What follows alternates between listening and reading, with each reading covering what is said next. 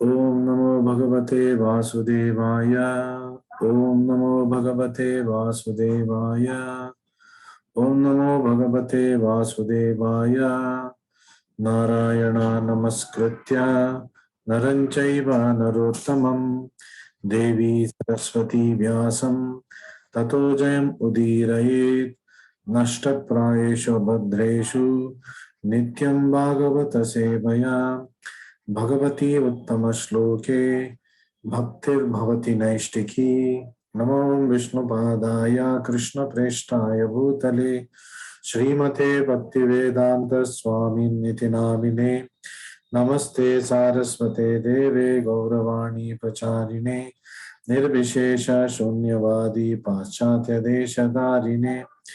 जय श्री कृष्ण चैतन्य प्रभु नित्यानंद श्री अद्वैत गदाधर श्रीवासादि गौर भक्त वृंद। हरे कृष्णा कृष्ण कृष्ण हरे हरे हरे राम राम राम हरे हरे। श्री श्री राधा वृंदावन चंद्र की जय। श्री श्री गौर निताय की जय। जगत गुरु श्री प्रभुपाद की जय। श्रीमद् भगवद गीता की जय। Hare Krishna.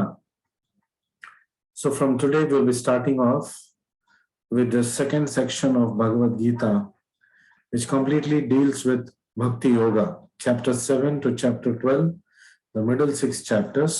मध्य भाग के जो 6 अध्याय हैं संपूर्ण भक्ति योगा के बारे में बात करता है. Krishna completely talks about Bhakti Yoga and the complete discussions are about Bhakti Yoga. So it is like जो चीज अमूल्य होता है वो हम बीच में छुपा के रखते हैं, एक डब्बे में रखते हैं. डब्बे का एक बाहरी हिस्सा होता है, 2 बाहरी हिस्सा होता है and the one inside part of it जिसमें अमूल्य चीज हम रखते हैं.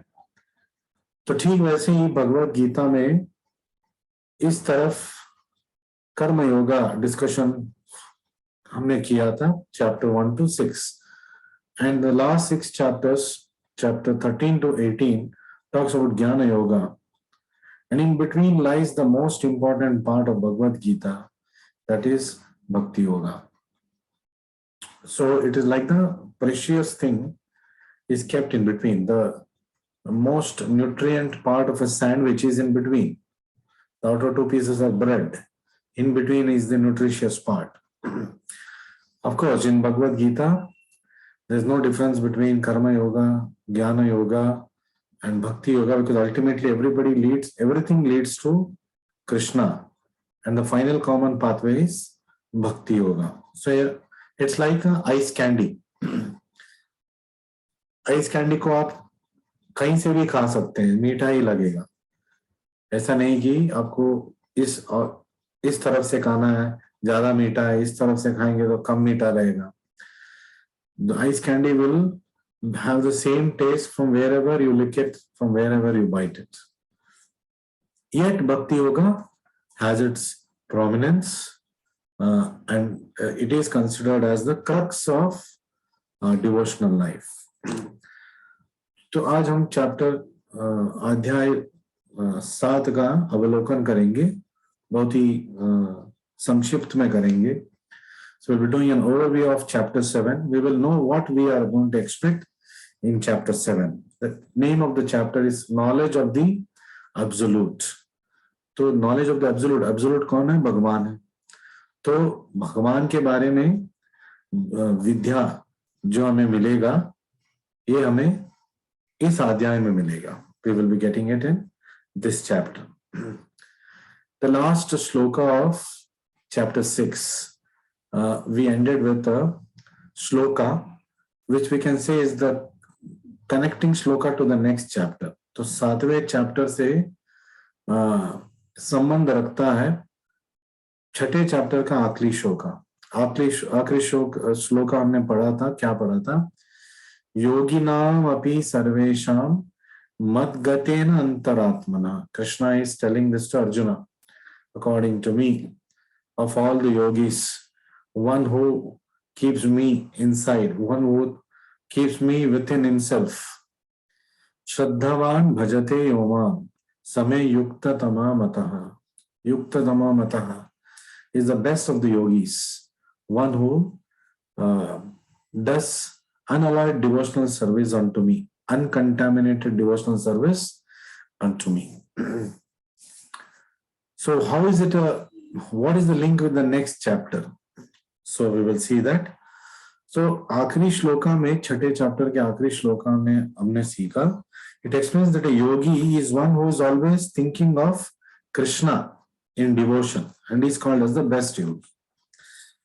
And chapter 7, first shloka, sixth chapter, last shloka is talking about what should one do, and what if one does, he is called the best yogi. Chapter 7, first shloka talks about, Krishna talks about, reveals about the technique, how to do it. So Bhakti Yoga is practical devotional service. So पूरे next 6 chapter में हमें practical devotional service के tips मिलेंगे. We will also get to know about the lord as a devotee should know. So 6.47 में कृष्णा बोल रहे, concentrate on me with full faith, श्रद्धावाल भजते यो माम, एंड मद्गतेन अंतरात्मनः. और ये श्रद्धा कहां से आएगा? सब बोलते हैं ना श्रद्धा होना चाहिए. तो श्रद्धा सुदृढ़ श्रद्धा, श्रद्धा दैट इज स्ट्रॉन्ग, श्रद्धा दैट इज इनफॉलेबल. ये श्रद्धा कहां से आएगा? नॉलेज से. So why we should study Bhagavad Gita, why we should study scriptures. क्यों हमें इस आध्यात्मिक ग्रंथों को पढ़ना चाहिए? ये सीक्रेट है, क्योंकि इससे हमें ज्ञान मिलता है, और ज्ञान से जो श्रद्धा है, हमारा जो नींव है श्रद्धा का, वो और मजबूत हो जाएगा. So when people ask us questions, we will not get bewildered, we know the answers, we will not only give them suitable answers and clear their doubts. It also helps us from not having doubts from the external sources. लोग हमारे अंदर doubt का, संशय का बीज बिठा नहीं पाएंगे, क्योंकि हम ज्ञान के बल से भक्ति को आगे बढ़ा सकते हैं, और ज्ञान के बल से श्रद्धा को सुदृढ़ बना सकते हैं. तो विदाउट नॉलेज डाउट्स अराइज हो जाएगा. What is ignorance? Ignorance is lack of knowledge, and doubts will come when we have incomplete knowledge. तो अज्ञान क्या है? अविद्या है. और संशय कब आएगा? जब हमारे पास अधूरी विद्या रहेगा. हम इधर कुछ पढ़ लिए, उधर कुछ पढ़ लिए, ये सिस्टमैटिक रीडिंग पैटर्न नहीं है. That's why I am taking you through this long journey of 300 episodes, because by doing this we will have a strong foundation of the most basic devotional knowledge that we must have, knowledge of devotion that we must have. Prabhupada in fact says Bhagavad Gita is ABCD of spiritual life. मतलब जो fundamentals है, ये हमें भगवद गीता में सीखने को मिलेगा. So it's a very important book, Bhagavad Gita, as it is given by Srila Prabhupada. So chapter 7 to chapter 12, Krishna presents knowledge of himself. तो कृष्णा पहले तो बोल दिया श्रद्धावाल भजते यो माम, मेरे ऊपर जो श्रद्धा से भक्ति करेगा, जो मुझे अपने अंदर रखेगा, भक्ति में अंदर रखेगा, तो वो सबसे बड़ा योगी है. और अब कृष्णा बात करेंगे हम योगी कैसे बन सकते हैं. What is the practical way of becoming that topmost yogi.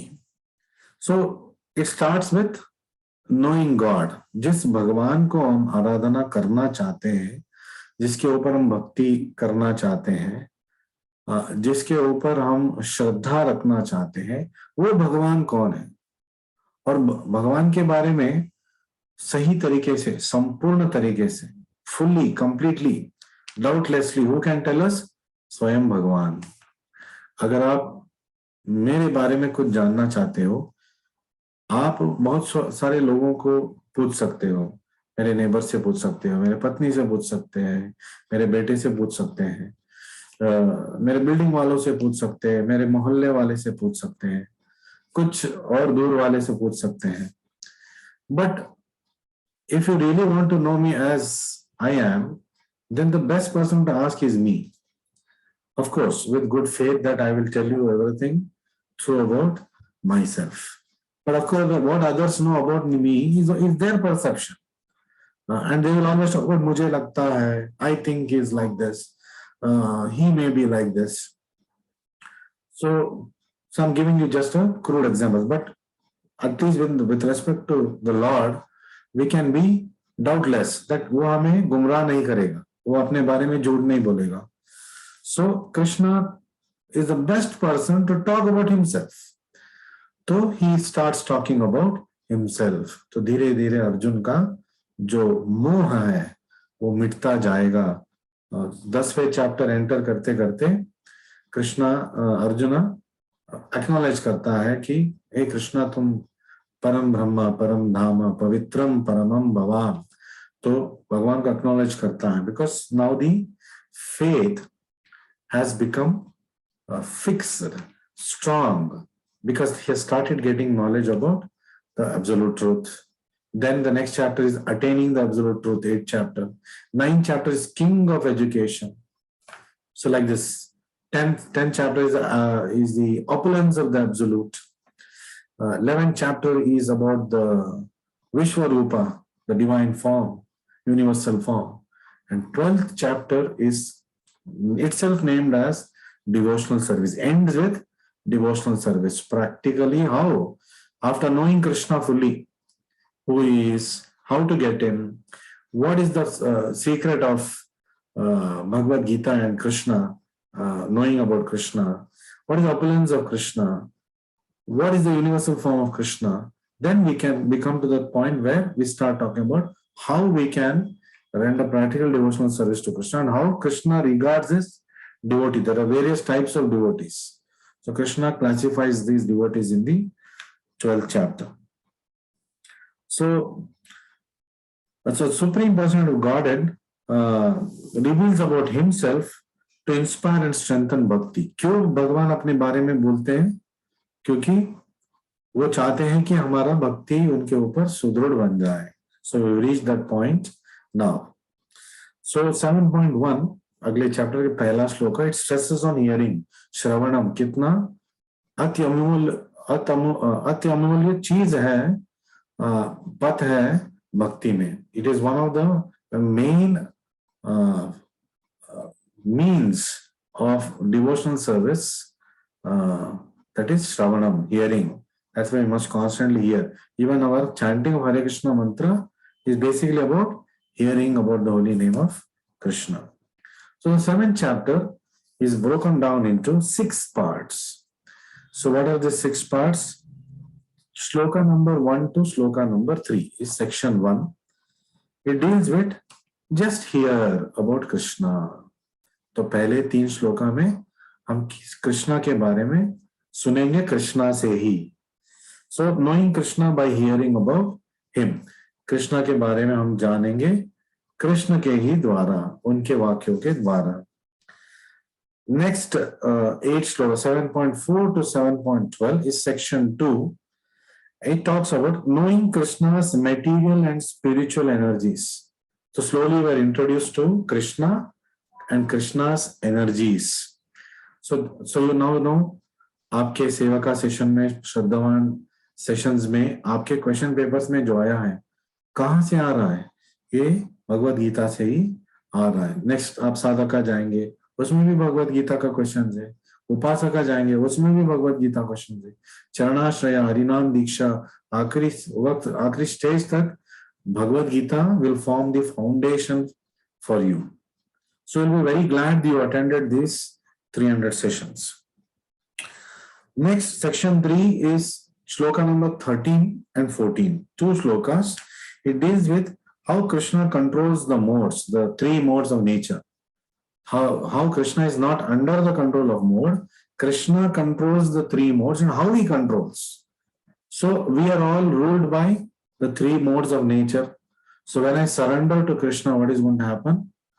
So Krishna takes over because Krishna is the controller of these three modes. So now Krishna is going to control our lives. So this is what is going to happen. शरणागति से कृष्ण स्वयं अपने मतलब शरण में हमें लेके हमें आगे वो भक्ति में अपनी देख रेख में बढ़ाएंगे. Fourth section, shloka number 15 to 19. तो इसमें हम क्या सीखेंगे? The impious never surrender and pious do. तो कृष्णा ये भी हमें बताता है कौन उसके शरणागति में आता है और कौन कभी नहीं आएगा और उनका गुण क्या है. तो he talks about four types of people who surrender to him, 4 types of people who do not surrender unto him. So you see, Bhagavad Gita is not some hodgepodge knowledge, very definitive knowledge. Krishna clear cut tells us this is it, this is this. With this happens. With this, that happens. So if you want this, you must do this. And if you want that, you must do that. So Krishna gives a very scientific exposition of bhakti. So the fifth section of this chapter starts with shloka number 20, ends with shloka number 25. So in this section, Krishna talks about what happens when we surrender to demigods. जैसे कि कल गणेश चतुर्थी था, गौरी का festival था, अनेक और demigods है, Brahma, Shiva, Vishnu, not Vishnu, Indra, चंद्र, सूर्य, नारदा. तो इनके शरण में जाने से क्या होगा? इनके शरण में जाना क्या जरूरी है? इनके शरण में नहीं जाएंगे तो क्या हम उसकी अवहेलना कर रहे हैं, उनको हम इंसल्ट कर रहे हैं, क्या ऐसा है? तो ये section Krishna deals with in this 6 shlokas. He also deals with superficially the aspects of impersonalism, comparing it to bhakti. मायावाद जो तर्क है उसको भक्ति से तुलना करते हैं. And the last section of chapter 7, section 6, shloka number 26 to 30. So in 7th chapter there are 30 shlokas. So we will probably take about 9 sessions after today's session to complete the chapter. So he deals in this last section about bewilderment and freedom by knowing Krishna. तो कैसे कोई मोहित हो जाता है कृष्णा को जानने बिना, और जब कृष्णा को कोई जान जाता है कैसा मोह का शिकार जो हुआ होता है उससे मुक्त हो जाता है. How we'll get freed from illusion and how we'll able to see things clearly. He can see who he is, what is this world all about, where he's come from, because slowly Krishna is starting to reveal himself. So that was about the introduction to chapter 7 and how the flow of chapter is. कैसे इस chapter को हम एक flow में पढ़ते जाएंगे. So finally what we are learning from 6th chapter to 7th chapter, the bridge over learning, is the best way to watch over our mind, because छठे chapter के अंत में Krishna basically dealt with the mind and the importance of mind control. और उस mind control को कैसे करना है अभी Krishna 7th chapter onwards he is going to tell us. It's not enough to just tell us what is wrong or what can go wrong. It's also important to tell how to set something that has gone wrong right, and to tell us what is right. So you see, that's why I say, or all acharyas say, Bhagavad Gita is a scientific exposition. It is not some mumbo jumbo. ये नहीं कि कुछ चीजें को जोड़ के भगवद गीता बना लिया. With a definitive purpose, Krishna is speaking Bhagavad Gita, and Yoga Maya has played a role by bewildering a pure devotee like Arjuna. so that we all get an opportunity to hear about the Lord, to know about this world. We come to know about the material world, we come to know about the spiritual world, we come to know about what happens if we stay in material world. इस भौतिक जगत में रहेंगे तो क्या होगा, इस आध्यात्मिक जगत में जाएंगे तो क्या होगा, और भौतिक जगत से आध्यात्मिक जगत कैसे जा सकते हैं. तो ये सब चीजें भगवान अभी हमें हमारे लिए प्रकाश डालते जाएंगे. So the best way to watch over the mind, mind control करना है तो माइंड के ऊपर हमें we must keep a watch over it, वरना वो इधर उधर भटक जाएगा. तो कैसे करेंगे? It is by having something better to watch. तो मन को एम्प्टी रखेंगे. So we all know empty mind is a devil's workshop. तो इस एम्प्टी माइंड से कुछ के अंदर कुछ भरना है. अरे प्रभु जी आपने बताया तो 60,000 थॉट्स आते हैं, भरा तो है, हाँ भूसा भरा है. It only 70% of the thoughts are useless thoughts, बेकार वाले थॉट्स, और जो अगले 20% थॉट्स है सेल्फ डिफीटिंग थॉट्स है. 10% थॉट्स और यूजफुल थॉट्स, उसमें हम 1% भी याद नहीं रख के इम्प्लीमेंट करते हैं. We never implement it because it gets lost, it gets subdued with this 90% of negative thoughts. So Krishna is helping us. When we hear Krishna Katha, Krishna is a supreme person of Godhead. देवोत्तम परम पुरुष है, उसके सामने कुछ नहीं टिकेगा. 70,000 thoughts, 60,000 thoughts, कुछ नहीं टिकेगा. बस एक one thought of Krishna is enough to defeat 70,000, 60,000 negative thoughts in our life. बस एक कृष्णा काफी है, एक कृष्णा का नाम काफी है. और हम सब अभ्यास कर रहे हैं क्योंकि हम अभ्यास योग में हैं, साधना में हैं. हम भगवान का नाम का 16 माला जपा करने की कोशिश कर रहे हैं. तो इसमें 1728 names of God are there. तो एक नाम कृष्णा, मन जो विचलित मन है, बॉम्बार्डेड बाय 60,000 थॉट्स, उसको ठीक कर सकता है. और हम कितने चैंट कर रहे हैं? 1728 नेम्स ऑफ गॉड. और भी विश्लेषण करेंगे तो ये संख्या और बढ़ेगा. Talking about the principal names of the Lord. That is why Hare Krishna Krishna Krishna Hare Hare, Hare Ram Ram Ram Hare Hare. It is called mahamantra. इसको आपको छोड़ना नहीं है. 16 माला जपा करना है आपको. और अभी आप 1-2 माला कर रहे हो तो उस स्तर पे धीरे धीरे प्रभुपाद आश्रय के माध्यम से आना है. कुछ लोग पहले ही लेवल में उनको मतलब ये हो जाता है कि उनका 16 माला करना है, वो करना प्रारंभ कर देते हैं. Because I told you our spiritual journey is not starting from this point. Our spiritual journey is starting from the previous life. बहुत सारे लाइफ्स का जो बैलेंस है भक्ति, वहां से हम स्टार्ट कर रहे हैं. तो फिर भौतिक जगत में क्यों आए हम? क्योंकि उसके साथ हमारे और भौतिक विकार वाले बहुत सारे योजनाएं थे और थॉट्स थे.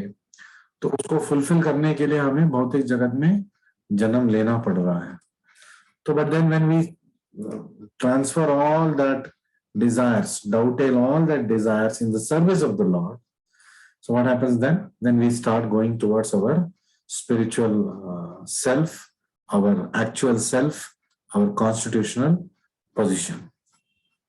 So जो मायावाद निराकारवाद बोलता है मेडिटेट ऑन स्पेस, शून्य के ऊपर मेडिटेट करो. शून्य के ऊपर मेडिटेट करेंगे तो मिलेगा क्या? शून्य. So we'll get nothing. So when we meditate on Krishna, we will get Krishna. So and meditation on space spaces us out. मतलब हमें वो कहीं का नहीं छोड़ेगा. In the end, there's nothing to gain by meditation on Shunya.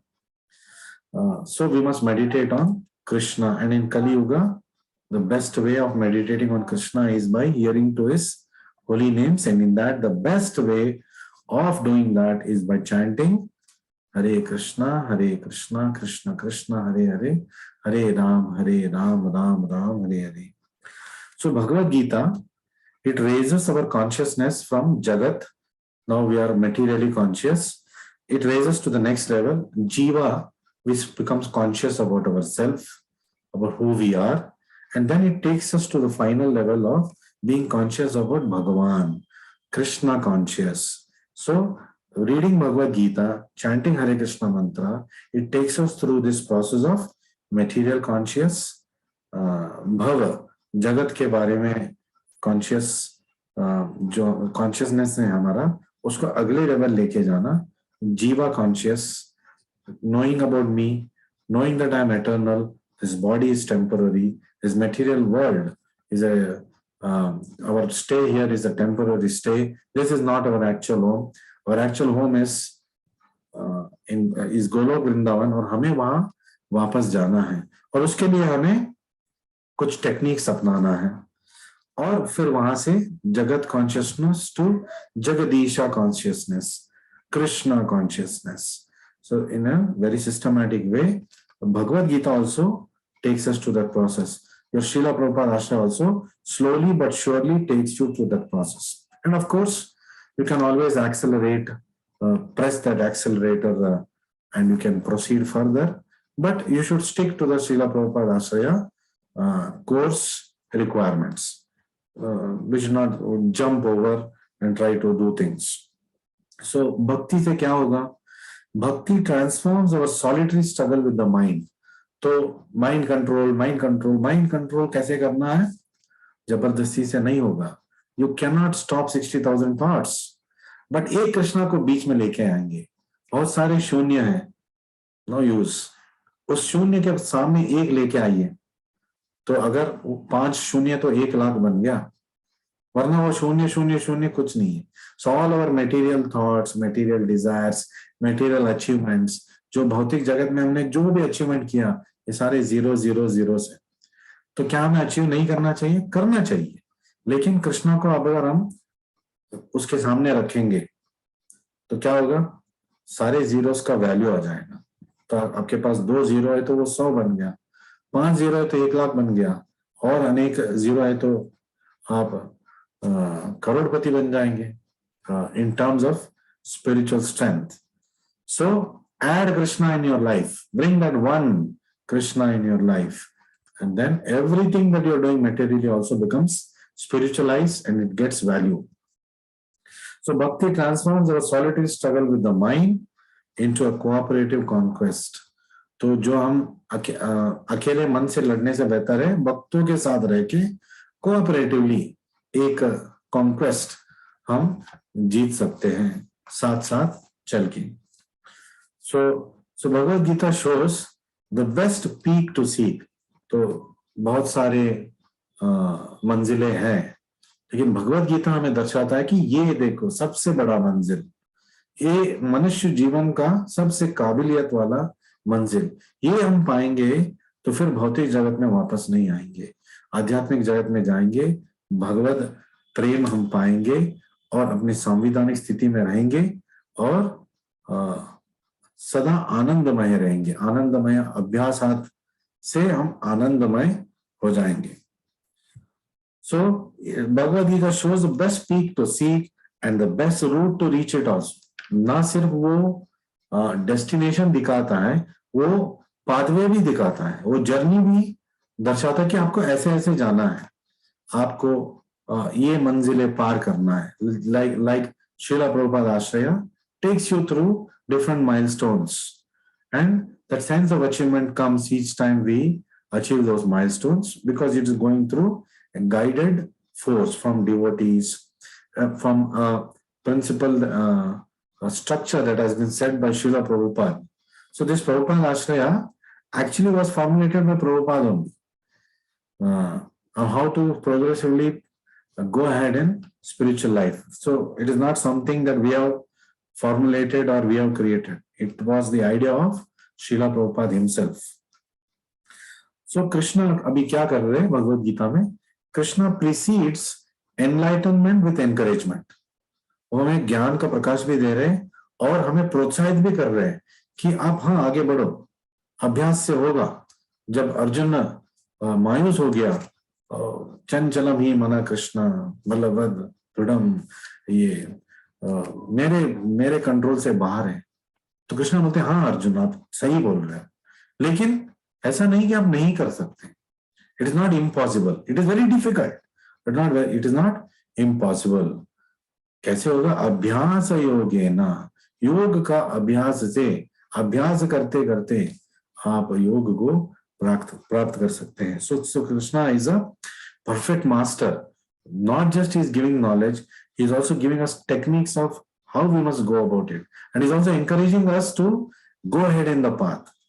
Because every time he's telling Arjuna, मा मनुस्मर युद्धचा, उठाओ गांडीव, लड़ो युद्ध। बहुत सारी बार हमने भगवत गीता में अब तक सुन लिया। Krishna is constantly encouraging arjuna, do your duty, आप अपना कर्तव्य करो, मुझे मुझे आप सेंटर में रखो और मेरे कॉन्शियस में आप युद्ध करो। Do your duty by being Krishna conscious. This also message for all of us. So some risk must be avoided to keep us alive. कुछ ऐसे रिस्क है जिसको हमें अवॉइड करना चाहिए, तो ये भी बताते हैं कृष्णा। तो ये रिस्क लेने से क्या होगा? Is it worth taking this risk? And some risk have to be taken to bring us alive. और कुछ ऐसे रिस्क है जिसको हमें लेना ही चाहिए। जैसे कि प्रभुपाद बोलते हैं, yes, it appears that Krishna consciousness is the risk, क्योंकि एंड में हमें पता चलेगा कुछ नहीं था तो क्या होगा। हाँ, तो रिस्क तो है ही, लेकिन it's a risk worth taking, क्योंकि अगर एंड में कुछ है, आपको क्या मिलेगा? स्वयं भगवान मिलेंगे आपको। So it is a risk worth taking. So Prabhupada says, एक जिंदगी, ये एक जिंदगी आप रिस्क ले लो। देखिए, अगर प्रभुपाद जी बोलते ठीक है, लेट अस अज्यूम दैट हाँ इसके अंत में कुछ नहीं रहा, तो भौतिक जिंदगी तो चलता ही रहेगा ना, तो लॉस क्या हुआ? आप वापस भौतिक जिंदगी में आ जाएंगे, लेकिन उससे लॉस तो होगा। तो यदि अगर एंड में हमें कृष्ण मिलने का गुंजाइश है, क्यों नहीं? Why not? So Prabhupada says, why should you wait for another life time? We must be very determined that मैं इसी जीवन में, इस जीवन के अंत में मैं भगवत धाम वापस जाऊंगा। तो मैं ऐसे अपना अभ्यास करूंगा भक्ति का। So in life there is no undo button, there is only rebuild. अब तक जो हो गया प्रभु, अब तक तो हमारे जीवन को व्यर्थ कर दिया, क्या करे? अनडू कैसे कर सकते हैं? There is no undo button in our life. जो हो गया वो हो गया, बट वी कैन रीबिल्ड। हम फिर से हम अभी कंस्ट्रक्शन स्टार्ट कर सकते हैं। So spirituality is piety plus purity, pious deeds plus pure thoughts। तो pious deeds हम विदाउट प्योरिटी भी कर सकते हैं, है ना? दान दक्षिणा भी हम without purity we can do. So slowly we have to do this and become pure, so that whatever we do with pure consciousness, then we become perfectly spiritual. So piety plus purity is equal to spirituality. सो भक्ति is not a part of our life. सब लोग सोचते हैं कि भक्ति हाँ ठीक है हम करते हैं, दिन में 5 मिनट 10 मिनट 2 घंटे करते हैं, वो हमारे जीवन का हिस्सा है। जी नहीं, भक्ति आपके जीवन का हिस्सा नहीं है, आपका जीवन भक्ति का हिस्सा है। So we are not human beings having spiritual experience, we are spiritual beings having human experience currently. इस जन्म में हमें मानव का शरीर मिला है, ह्यूमन एक्सपीरियंस हमें मिल रहा है, but actually we are spiritual beings, we are actually spiritually connected with Krishna, but we are going through right now a human experience. So the mind, तो फिर हम भूल क्यों गए? अगर ऐसा है, भक्ति सब कुछ है, भगवान कृष्ण ही सब कुछ है, हम आध्यात्मिक स्तर में हमारा अस्तित्व था, तो हम कैसे भूल गए? तो ये मन का कार्य है। The mind tends to forget what must not be forgotten. One of the worst things about mind, वो हमें उन चीजों को भुला देता है जिसको हमें कभी भूलना नहीं चाहिए। So with that is why with intelligence it has to be already or just be controlled, because intelligence keeps reminding us that हाँ ये नहीं ये पथ सही नहीं है, आप बहक गए हो, वापस आइए, क्योंकि आप अगर इधर इस तरफ जाएंगे तो आप प्रवाह में बह जाएंगे। अभी तो अच्छा लग रहा है, पैर पे पानी बहुत अच्छा लग रहा है, गर्म मतलब वार्म वाटर बहुत सूथिंग लग रहा है, लेकिन माया खींच के चली जाएगी तो आप बह जाएंगे। तो इंटेलिजेंस बोलेगा हाँ इससे ज्यादा आगे नहीं डालना है, आगे नहीं जाना है। ठीक है, आप पूरी तरह बाहर भी आना नहीं चाहते हो, this is a safe place, यहाँ पे रहो और धीरे धीरे आप उस मानसिकता पे आ जाओ जहां आपको पता चलेगा तो कि बेहतर पानी तो इस तरफ है, आध्यात्मिक जिंदगी जिंदगी की तरफ है, यहाँ पे तो रिस्क है ही always. So to get out of that material waters and to come into the waters of spirituality, that is the process called bhakti, and to remain there is also called bhakti. So bhakti is both the starting point, the journey, the end point and the eternal thereafter of our existence. तो भक्ति हमारा प्रारंभ करने वाला चीज है, हमारा प्रयाण भी है, हमारा जर्नी भी है, हमारा अंतिम गोल भी है और हमारा संविधानिक स्थिति भी है। उसके बाद एवर आफ्टर हमें भक्ति में ही रहना है। सो एवरीथिंग भक्तिमया हो जाएगा जब हम कृष्णा कॉन्शियसनेस में आएंगे। So mind control we must balance laxity and stringency. तो अभी हम ज्यादा भी स्ट्रिक्ट हो जाएंगे तो after some time we will not want to do anything, because हमें लगता है कि हम जिंदगी की रुचि को भूल गए और बहुत ही लैक्स हो गए, we are indulging and indulging, बह जाएंगे। एक वक्त आएगा जब हम पीछे मुड़ के देखेंगे कि हमें अपना जो मंजिल था वो दिखाई नहीं दे रहा है और हम रास्ता खो चुके हैं।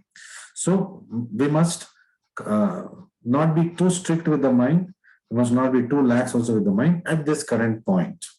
We must increase our strictness, reduce our laxity as we go further, and we must do it with maturity. We must not do sentimentally. अच्छा हमने पढ़ लिया, अच्छा नहीं करना है, नहीं करेंगे, ये नहीं करेंगे, वो नहीं करेंगे। हाँ ठीक है, अच्छा संकल्प है, लेकिन आप आज से ही शुद्ध नहीं बन जाएंगे। तो एक विधान है, एक स्टेप बाय प्रोसेस है, आप उसमें धीरे धीरे कदम रखते जाइए, क्योंकि माया का जो पाथवेज है वो बहुत ही स्लिपरी पाथवेज है, and spirituality is like razor's edge, थोड़ा से भी हम छूके तो कट जाएगा। So we must walk very carefully. So Prabhupada ji बोलते हैं मन एक जो रास्ते का कुत्ते जैसा है, स्ट्रीट डॉग जैसा है, और रास्ते का कुत्ता हमें भी भटका देगा। So the street dog will also lead us astray. तो उसको हमें टेम करना है। We must make that street dog a tame dog. We must make it our pet dog, not that it will take us around. We should control it and we must be able to guide it around. So the mind has the capacity to magnify the lesser problem and also to minimize the situation due to a greater problem. तो मन छोटी चीज को बड़ा बना देता है और बड़े चीज को छोटा बनाने का क्षमता भी रख सकता है। तो with intelligence we can control these things and make the best use of the bad bargain that we are getting in this material world. भौतिक जगत में bad bargain ही है हमारा, लेकिन इसका बेस्ट यूज हम कर सकते हैं विथ मंत्रा चैंटिंग। मन प्लस त्रा, मन त्रायते, ये मंत्र है। सो चैंट हरे कृष्णा कृष्ण कृष्ण हरे हरे, हरे राम राम